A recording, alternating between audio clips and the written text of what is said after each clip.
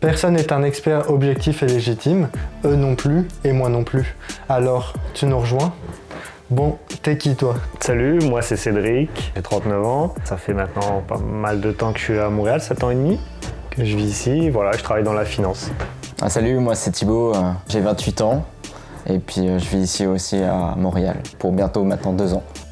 Super. Aujourd'hui, dans cette nouvelle émission d'Avis de Personne, personne nous a demandé notre avis sur le nouveau format de la Ligue des Champions, mais on va le donner quand même. Deuxième sujet, la Ligue des Champions 2024-2025, ce nouveau format qui a été mis en place depuis le mois de septembre, donc très très récent. Au début, j'étais assez surpris. Je me suis dit, mais qu'est-ce que c'est que ce format qu'ils veulent nous faire en championnat avec 36 équipes ? J'avoue que je suis un peu quelqu'un d'assez nostalgique. C'est-à-dire que j'aime bien les choses comme elles sont. C'est ça, comme elles sont, ça fonctionne comme ça, et puis on est habitué à ça. J'avoue que le changement dans le monde du football, des fois, je suis comme... Je suis pas sûr que c'est d'accrocher. Et au début, je me disais, bon, tout bête, mais moi avant, j'attendais le tirage au sort, savoir dans quel groupe les équipes elles tombent, quels sont les adversaires, et donc te dire, ok, à peu près quelle chance on a de passer. Là oui, tu attends le tirage, mais tu sais que tu vas jouer, c'est réparti en 4 chapeaux. Par exemple, tu fais partie du chapeau 1, tu vas jouer 2 équipes de ce chapeau-là, 2 équipes du chapeau 2, 2 du 3 et 2 du 4. Donc tu te dis, bon, tu auras surtout 2 gros matchs, 2 petits matchs, on va dire 4 matchs à peu près accessibles, quoi. Sur le concept, au début, je me posais des questions, je me disais, ok, mais comment ça fonctionne et tout. Force est de constater que finalement, je pense que ça a été quand même plutôt une bonne réussite sur cette première année-là. Ok, donc en avis rapide, une bonne réussite. Et pour toi ? Moi qui connais pas forcément très bien déjà le fonctionnement de la Ligue des Champions, parce que je regarde pas beaucoup, à ce que j'ai pu voir, ça pouvait donner de l'espoir à des plus petites équipes, plus de visibilité, à des gros matchs avec des grosses rencontres, avec des gros clubs. Donc, dès le début ? Ouais, dès le début. Je trouve que c'est pas mal, ça joue sur le mérite. Donc voilà. Mais ouais, je trouve que c'est une bonne réussite aussi d'avoir fait ça, ce nouveau format. Au début, ça peut sembler difficile, mais c'est moins compliqué que ce que l'on peut penser. Je fais un résumé juste de avant. C'était une phase de groupe de 4 équipes qui se jouaient en aller-retour. Donc comme tu disais, il y avait 1, 2, 3, 4. Et puis suivant les chapeaux, donc avant, par exemple, le champion de Ligue 1 était dans le chapeau 1 avec tous les autres champions, etc.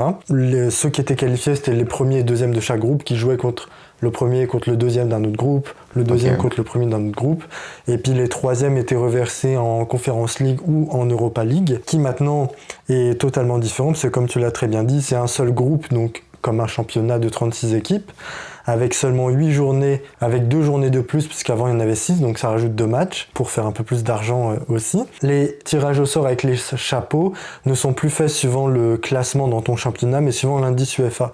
Par exemple, là, le club cette année qui avait le meilleur indice UEFA, je crois que c'était Manchester City, plus cette chose-là pour vraiment respecter, je dirais, une certaine équité. T'as peut-être pas gagné ton championnat, imaginons, il y a quelques années, c'était Lille qui avait gagné la Ligue 1, Paris était deuxième. Au moins là, si Paris ne gagne pas la Ligue 1 cette saison, ce qui ne sera pas le cas, mais ils seront quand même dans le chapeau 1 dans le sens, on sait que tu as une grosse équipe, ça peut arriver que tu fasses un mauvais pas en championnat, mais tu vas quand même rester une grosse équipe pour nous.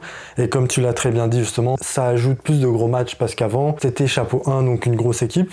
Tu ne jouais pas contre une autre grosse équipe. Donc en fait, ça pouvait être un peu plus dur à sentir tes vraies forces et faiblesses contre des équipes du même calibre que toi. Sachant que là, les 8 premiers donc de ces 36 équipes sont directement qualifiés en 8e de finale. De la 9e place à la 24e place, eux, ils doivent se jouer entre eux avec des play-in pour savoir qui va gagner en aller-retour. De la 25e place à la 36e, tu es éliminé sans aller dans une autre Coupe d'Europe. Avant, dans le concept avant, on va dire que les grosses équipes étaient têtes de série, elles étaient protégées. Parce que tu es tête de série, tu vas te retrouver avec des équipes plus faibles. Donc tu as le temps de démarrer ta compétition assez tranquillement. Tu te dis, bon, j'ai 6 matchs, je vais jouer 2 fois une petite équipe, 2 fois une équipe assez moyenne et 2 fois une équipe qui peut être quand même concurrentielle. Donc tu as le temps de te mettre en route et puis tu te dis, bon, si tu te rates 1 ou 2 fois, c'est pas très grave, tu vas quand même te qualifier et puis ça passe. Là, c'est totalement différent. Là, tu n'es plus du tout protégé, puisque quoi qu'il arrive, tu vas jouer des grosses équipes, des petites équipes. Dès le premier match, tu peux tomber sur le plus gros adversaire de la compétition. Donc là, il faut que tu sois tout de suite dedans. Au fur et à mesure, comme il a très bien dit tout à l'heure, c'est que les petites équipes, si elles réussissent à faire un exploit, ça compte. Parce qu'avant, tu faisais un exploit, mais si tu ne gagnais pas d'autres matchs, c'était fini. Alors que là, si tu arrives à faire un exploit et les équipes de ton niveau à être quand même assez performantes, Mais au final, on a vu des équipes comme Brest cette année ou même Lille qui ont terminé 7e. Ah oui, c'est fou ça. En faisant de très grosses perfs contre le Real Madrid ou l'Atlético Madrid. Et ça leur a permis de pouvoir avoir un certain statut. Et au final, Real Madrid, Manchester City, des équipes comme ça, ils ont terminé derrière eux. Ce qui n'aurait jamais été possible avant. Donc en fait, ça rabat vraiment les cartes où tu te dis, du premier match au dernier match, il y a de l'enjeu en fait. Parce que tout est connecté dans le même classement. Là où, comme tu dis avant, si par exemple Lille était dans un groupe avec le Real Madrid, ils peuvent gagner un match, mais dans tous les cas, ça impacte que ces 4 petites équipes. Alors que là, si tu gagnes le match, tu passes aussi devant les autres équipes qui doivent gagner leur match. Avant l'ancien format, c'est-à-dire que tu savais entre autres qui allait se qualifier directement quoi, en première, deuxième place. Tu avais déjà un avis direct quoi, sur le groupe et qui allait se qualifier, qui allait presque aller en demi-finale ou finale. Quoi. Ouais, alors qu'aujourd'hui c'est très aléatoire et tu peux tomber sur n'importe quelle équipe finalement. Avant, tu regardais le groupe, tu disais ok, ils vont terminer premier, eux deuxième, 3-4. Bon, tu avais une bonne idée quand même de ce qui allait se passer. Aujourd'hui, c'était plus du tout le cas en fait, parce que tu regardes les matchs, et puis surtout qu'avant, une fois que tu avais gagné par exemple tes 2 premiers matchs, tu savais déjà que tu étais qualifié. Donc il te restait 2 matchs et les équipes étaient comme bon, on va faire un tournée un peu, donc ça faussait un peu les choses. Alors que là, même que tu gagnes tes 4 premiers matchs, il en reste encore 4. Mais il faut que tu termines dans les 8. Parce que si tu es dans les 8, tu es tête de série, tu es exempt du tour de barrage. Donc après, derrière, pour le reste de la compétition, c'est important pour toi d'avoir un tableau un peu plus simple. Tous les matchs, il faut que les 8 matchs, il faut que tu ailles vraiment au bout, que tu gagnes vraiment chaque match. Donc ça crée vraiment une émulation. Et puis même les petits, à partir du moment où ils arrivent à engranger des points face aux autres, ils se disent ok, moi je veux accrocher une place dans les 24 premiers, je veux aller au barrage, donc il faut que je me batte. Et puis au final, c'est ça que ça a créé vraiment un engouement. Et puis on a vu certaines équipes qui étaient assez réputées pour être en 8e de finale de Ligue des Champions les années d'avant, comme Leipzig, qui ont terminé avec 3 points en 8 matchs. Quoi. Ah oui, d'accord. C'est ça, puis aussi la grande promesse de l'UEFA, c'est de dire que les fans ont plus de matchs compétitifs, comme tu viens de le dire. Comme les grosses équipes peuvent rencontrer les grosses équipes, c'est pas le moment, comme tu disais tout à l'heure, où tu sais déjà à peu près, à part 1 ou 2 groupes sur les 8 qu'il y avait, je crois, où globalement, tu savais que l'ordre des chapeaux pour le tirage au sort, c'était à peu près l'ordre final du groupe. Si tu as un Paris, Sporting, Shakhtar et Étoile Rouge de Belgrade, suivant l'ordre des chapeaux, tu sais que ça va finir plus ou moins sur ce classement-là, peut-être inversé 1 et 2 ou 3 et 4, mais c'est rare en dehors de 1 ou 2 groupes de la mort que ce soit différent de ça. Ça permet au final d'avoir beaucoup plus de compétitivité, je pense, sur les matchs. Tu peux pas trop te permettre de gérer, parce que ça va pas marcher. Si tu gères, si par exemple tu te dis ce match-là c'est une petite équipe, il faut aller, ce qui est des fois pas évident, mais d'aller jouer en Russie ou Russie ils participent pas, mais là par exemple tu vas jouer dans un pays de l'Est, en République Tchèque au mois de novembre, il fait froid, c'est difficile, puis il suffit que toi sur une grosse équipe et puis que le week-end d'après tu joues un gros match en championnat. Avant ils se disaient les gros joueurs on va les laisser à la maison, on va envoyer une équipe un peu bis. Et puis on verra ce que ça donne. Mais si là tu le fais et que tu perds le match, derrière, tu as peut-être moins de chances d'aller dans les 8 premiers. Donc après, ce qui au final va te rajouter 2 matchs de plus en février, alors que tu aimerais bien avoir plus de repos. Ah oui, donc c'est ça le problème de ce format, c'est la fatigue des joueurs aussi, vu qu'ils ont plus de matchs. Et ils ont moins cette possibilité aussi de se préparer à l'avance sur les gros matchs contre les équipes qu'ils ont l'habitude peut-être de voir. Ça reste que 2 matchs de plus avec, entre parenthèses, 2 autres aussi en option. Quels sont un peu les défauts que vous trouvez à cette nouvelle formule? Toi Thibaut, comme ça, un peu peut-être avec plus de recul, est-ce qu'il y a quelque chose que tu dis ça, en fait c'était dur à comprendre si tu te plonges pas vraiment dedans? Peut-être que le défaut que je trouverais, c'est peut-être compliqué à suivre tous les matchs au même moment, même si on a souvent nos favoris, notre équipe favorite qu'on va regarder. Qu'il y ait des petites équipes qui arrivent à monter, mais juste en rencontrant des petites équipes, et donc là qui risquent de plus d'aller un peu plus loin, mais sans avoir ce mérite du fait qu'ils vont rencontrer une grosse équipe par contre un peu plus forte. Il y a le fait un peu excitant de savoir que cette petite équipe va avoir un peu plus de visibilité, qui va monter un peu plus haut que de grosses équipes. Ouais, c'est ça. C'est un peu les premiers défauts que j'ai de ce nouveau format, mais sinon je trouve qu'il y a quelque chose de vraiment très bien. Je pense que c'est une réussite quand même. Des défauts, je sais pas si je pourrais dire défaut, mais le fait que quand tu es éliminé, tu vas pas dans une autre compétition européenne. Alors, ce qui n'était pas du tout comme ça depuis des années. Tu avais toujours droit à une seconde chance parce que tu avais quand même réussi à te qualifier pour la plus grosse compétition européenne. Donc, tu as laissé une deuxième chance à certaines équipes. Mais d'un autre côté, les équipes qui sont en Europa League sont comme il y a des équipes assez fortes qui arrivent. Donc je sais pas si c'est positif ou négatif, mais je trouve que c'est un gros changement parce que une fois que c'est terminé quoi. Mais après le côté un peu plus négatif, peut-être je dirais, c'est parce qu'on est toujours dans le foot business, toujours plus de matchs, toujours à vouloir faire plus d'audience, plus d'argent. Bon ça c'est un autre sujet, mais en tout cas je trouve que c'est beaucoup ça. On s'occupe pas trop de savoir si les joueurs ont la capacité de pouvoir enchaîner des matchs comme ça tout le temps. Parce que là autant on parle de ce format-là, mais autant on aurait pu aussi faire un autre sujet en parlant de la Coupe du Monde des clubs qui aura lieu cet été. Ce qui rajoute encore toujours plus de matchs, encore et encore et encore. Pour moi, ma vision en tout cas, c'est plus t'as de matchs, plus le niveau global des matchs que tu regardes baisse quand même. Enchaîner des performances à haute intensité tous les 3 jours, je pense que c'est très compliqué. La plupart des équipes font des bonnes performances ou pas, ça c'est autre chose, mais le fait de faire une bonne performance ou pas, mais avec des cadres absents parce qu'ils sont blessés, c'est pas vraiment révélateur non plus. Tu vois, City qui a pas Rodri, le Real qui a pas de défense, Paris qui avait pas de neuf parce que Ramos était blessé aussi, enfin Arsenal aujourd'hui qui n'ont plus aucun attaquant. Oui, tu peux dire si Arsenal se fait éliminer, c'est leur faute, ils n'ont pas fait ci, ils n'ont pas fait ça, ok, mais peut-être il y avait un peu moins de matchs, ils en auraient peut-être un ou deux de plus joueurs. Là-dessus, je te rejoins aussi. Sur le côté reversé, je peux comprendre du point de vue des clubs, mais ça apporte plus de compétitivité aux autres ligues. La Conference League et l'Europa League. Tu vois, la Conference League, là, en gros club, il y a quand même Chelsea, Betis Séville, puis Fiorentina qui y sont encore. Si une de ces 3 équipes pas capable de remporter ce championnat-là, tant pis pour eux, en fait. Et l'année passée, je me souviens qu'il y avait quand même Barcelone-Naples de tête. Je me souviens plus qui d'autre de Champions League qui était retombé en Europa League. C'est l'Atalanta qui l'a gagné. Donc en fait, les gros retombent dedans, mais est-ce qu'ils accordent vraiment de l'importance à l'autre compétition? C'est pas vraiment... je pense que c'est mieux de laisser comme ça, puisque ça apporte plus de compétitivité. Puis même là, en Europa League, il reste quand même l'Ajax, l'Olympiakos, il y a l'OL, il y a Tottenham, il y a Manchester United, il y a la Lazio, il y a l'Athletic Bilbao, l'AS Roma. Je trouve que au moins, c'est des équipes qui sont un peu plus dans le même calibre, même si je mets pas tout le monde au même niveau. Mais par exemple, Manchester United ou Tottenham, c'est les plus favoris. Et pourtant, ils font des saisons horribles. Donc en fait, ils ont un meilleur effectif, mais est-ce qu'ils vont vraiment se la donner pour essayer de gagner ou est-ce qu'ils sont vraiment cramés jusqu'au bout? On le verra.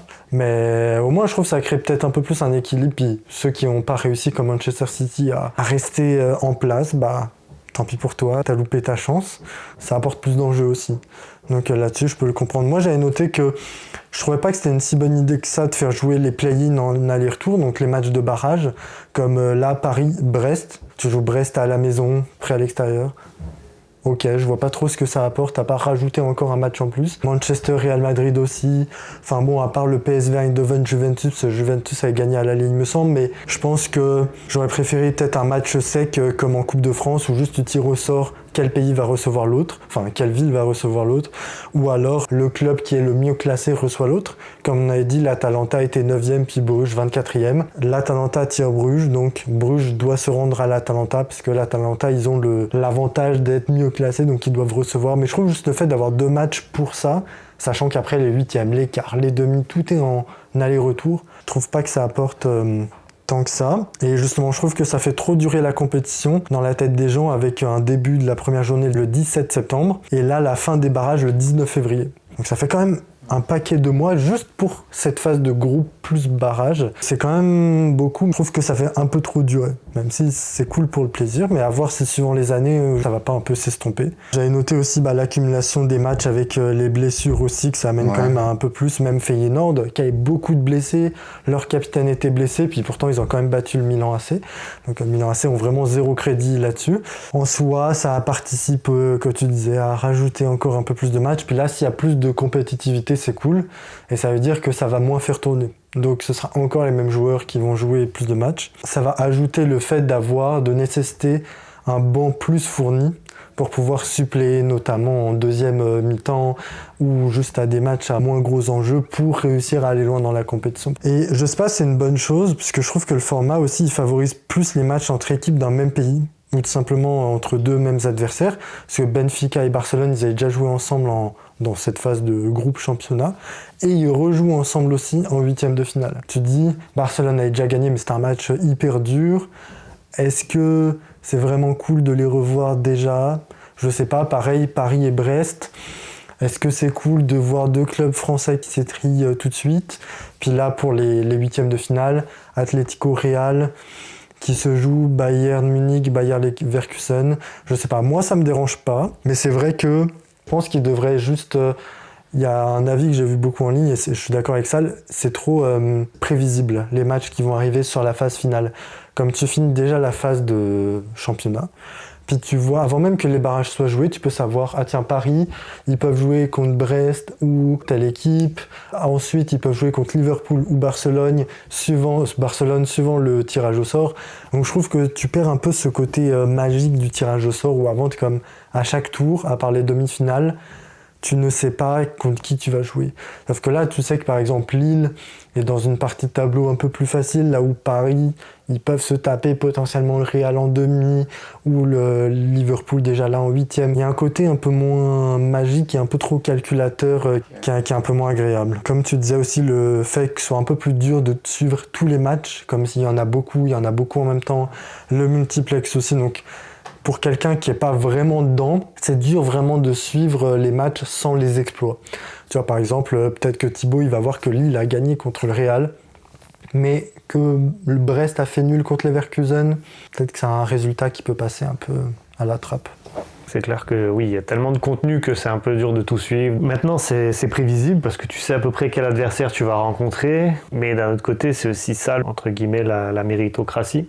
C'est un peu ça qui fait que tu as terminé à telle place, donc tu joues lui ou lui. Et après, par exemple, sur le cas du PSG, malheureusement, comme ils n'ont pas terminé assez haut, il faut que tu joues l'un des 2 meilleurs. Alors qu'avant, si tu avais un peu de réussite au tirage, tu pouvais tomber sur un bon adversaire une fois, encore la chance au tirage, tu tombes encore sur un bon adversaire. C'était ça, parce que des fois, tu faisais une bonne compétition, et puis tirage, bam, tout de suite, tu tombes sur le plus fort. Et là, t'es comme... Dommage, parce que pourtant j'ai été bon. Alors que là, si tu as été vraiment bon, tu termines dans les 2 premiers, c'est sûr que ton tirage va être plus à ta portée quand même.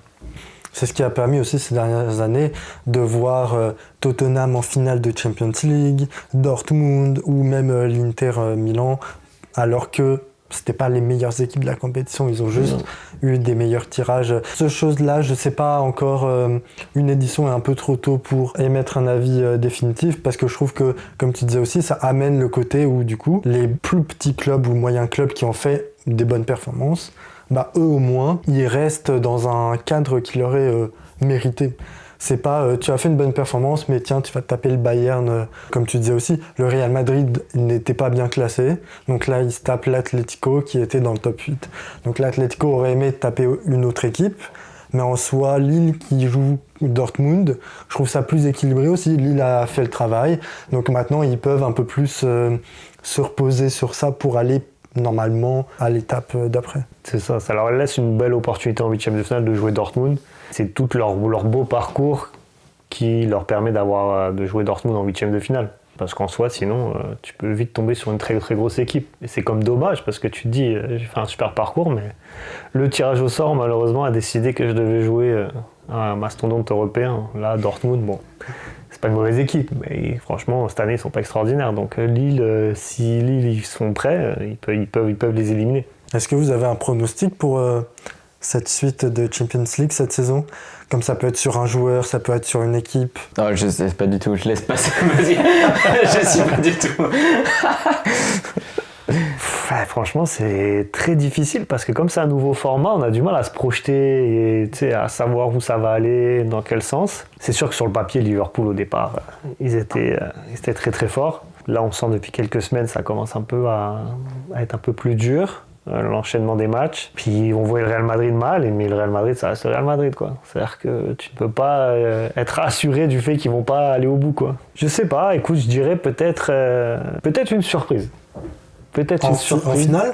Ouais, qui va en finale ou qui gagne, ouais. Ok. Genre un Atlético Madrid. Personne s'y attend et je me dis pourquoi pas. Moi, c'est ce que j'ai noté. J'espère croire que ce soit une équipe qui n'a jamais remporté la Ligue des Champions qui va la remporter cette année.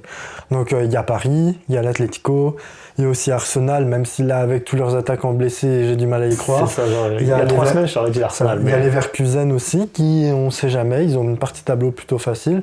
Après c'est sûr que les clubs néerlandais, belges, les Lille, Aston Villa, c'est sûr que j'ai un peu plus de mal quand même à y croire. Puis Liverpool ou Barcelone, j'ai quand même espoir qu'ils vont choisir l'un ou l'autre.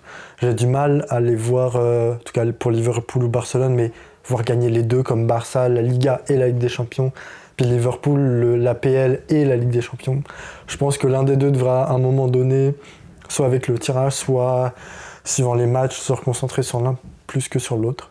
Ouais, c'est pas si mal, ça laisse le doute finalement de savoir si c'est quelqu'un qui l'a jamais remporté ou si c'est quelqu'un c'est un habitué peut-être, mais c'est cool de voir qu'il y a une finale inattendue avec une équipe qui a jamais joué peut-être la finale de Ligue des Champions et c'est ça qui est plutôt intéressant à savoir. Ça laisse l'opportunité à beaucoup d'équipes, mais d'un autre côté, avec le système des têtes de série, ça peut aussi te permettre d'avoir, parce que l'année dernière, tu as Real Dortmund. Je pense pas que tout le monde rêvait de cette finale-là. Tu as eu City-Inter. Bon, moi j'aime bien l'Inter Milan, mais je pense pas que les gens rêvaient de ça non plus. Mais là, le système des têtes de série, ça peut très bien aussi te permettre d'avoir un Real-Barça, un Liverpool-Barça en finale. Ce qui est une affiche que personne ne va rater. Oui, ça donne l'opportunité à des équipes de pouvoir se glisser, mais le système des têtes de série, c'est un peu ce qui est fait au tennis depuis très longtemps. Tu veux pas que le numéro 1 et le numéro 2 se rencontrent avant la finale. Le but, c'est ça, c'est d'avoir une finale où tout le monde est comme waouh. Et là, c'est aussi possible maintenant avec ce nouveau format-là, parce qu'avant, avec le tirage exclusif à partir des quarts de finale, tu pouvais avoir une partie de tableau avec les 4 meilleures équipes d'Europe et une autre partie de tableau avec celles qui sont moins fortes. Souvent, on dit ça des fois dans le sport et dans différents sports. On dit, oui, la finale, c'était la demi-finale. Des fois, c'est ça qui se passe. Mais là, au moins, il y a des chances que tu puisses avoir une finale de rêve un peu. Ce sera encore mieux, mais c'est vrai que pour l'instant, il y a quand même eu beaucoup de matchs mémorables ou quand même vraiment impactants aussi en perspective pour la suite. Mais est-ce que l'UEFA sera capable peut-être d'effectuer des modifications mineures au format s'il y a des choses qui fonctionnent moins, comme on disait les barrages, c'est que déjà le fait que ce soit 2 matchs, est-ce qu'ils vont vouloir les enlever? Le côté aussi équipe qui se rencontre d'un même pays, est-ce qu'ils vont le faire? Peut-être enlever un match ou je sais pas, mais est-ce que s'il y a un peu plus de choses qui coincent ou qui pourraient être améliorées sur les années à venir, est-ce qu'ils seront capables de le faire? Ou est-ce que juste ils attendront vraiment longtemps avant de se dire bon là on refait un autre formatage de ça? Je le souhaite en tout cas, s'il y a quelque chose qui coince, qu'ils puissent être capables de le changer assez rapidement. C'est sûr que de toute façon il faut toujours améliorer, là c'est la première année, on voit les choses, on voit comment ça se passe. Il y a toujours des choses un peu à peaufiner, vaut mieux qu'ils le fassent assez rapidement pour pas s'installer dans un format où les gens s'habituent puis après tu rechanges encore. C'est le meilleur moyen de perdre des gens à un moment donné. Donc je pense qu'il vaut mieux peaufiner assez rapidement. Après moi j'aime bien le concept de se dire qu'il n'y a plus les équipes, parce que par exemple avant dans l'ancien système tu avais beaucoup de clubs anglais. Comme ils ne pouvaient pas se rencontrer, c'est un peu favorisé parce que ça reste quand même, soi-disant, le meilleur championnat du monde. Là, ils peuvent se rencontrer entre eux.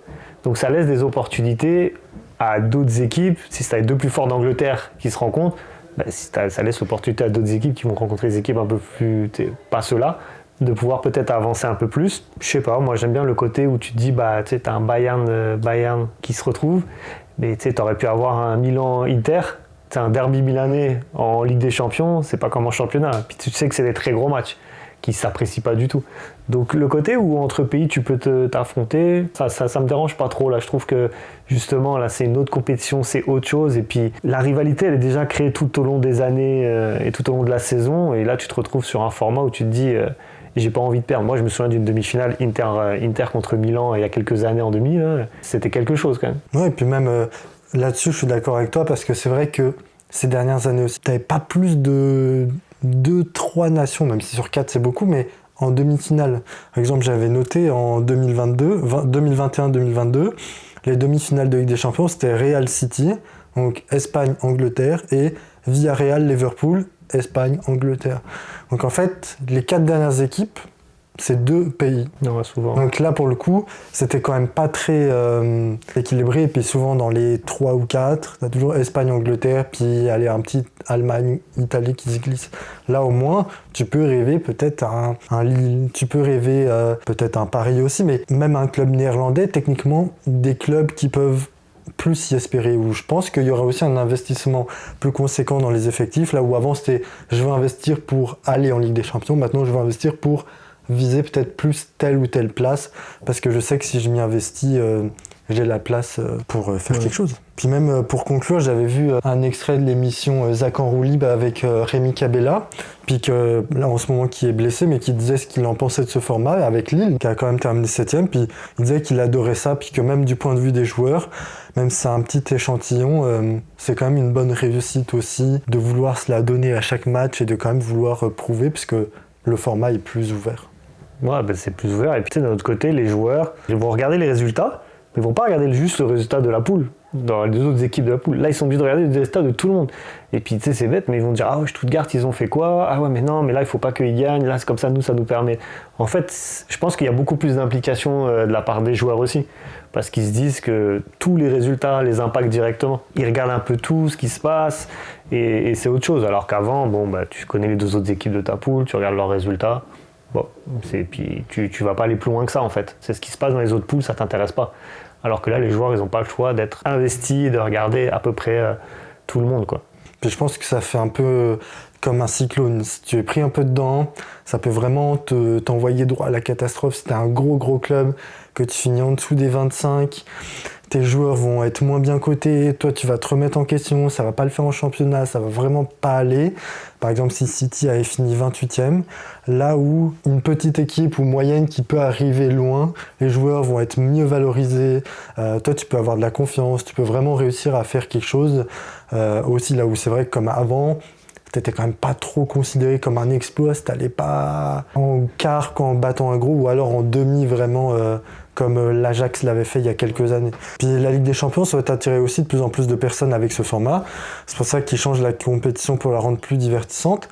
Est-ce que vous pensez que la NFL peut faire pareil avec le Super Bowl pour convaincre plus de spectateurs de suivre les playoffs ? C'est très différent parce que là, nous, on reste sur du football européen. Ça veut dire que là, tu concernes tout un continent entier. Alors que la NFL, tu vas surtout concerner un pays entier. C'est un petit peu différent, je pense, dans l'approche. La NFL, c'est pour ça que d'ailleurs la NFL a fait un changement il y a quelques années en rajoutant des places en play-off, parce qu'avant, se qualifier en play-off en NFL, c'était une mission impossible. Il y avait beaucoup d'équipes et très peu d'élus.